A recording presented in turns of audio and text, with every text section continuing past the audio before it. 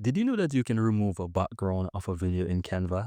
Let me show you exactly how to do that. Once you have a video on your design in Canva, just click on the video itself. And I just want to mention that you need a Canva Pro to be able to do this. But yeah, once you have it, you can easily do it. You click on the video, and at the top you'll find remove or BG remover, right? You click on that, and it's going to remove the background in the video. As you can see right here, the video background is removed. And the reason why you're seeing it looking like this is because I have just the background color in gray, right? So you can always change that to whatever you want. It doesn't matter, right? Then you can see that. Now, let me show you something even cool. If you want to replace the background with a different color, you can. So let me go to photos here, and I can just type in background, for example, or yeah, something like that. It will find.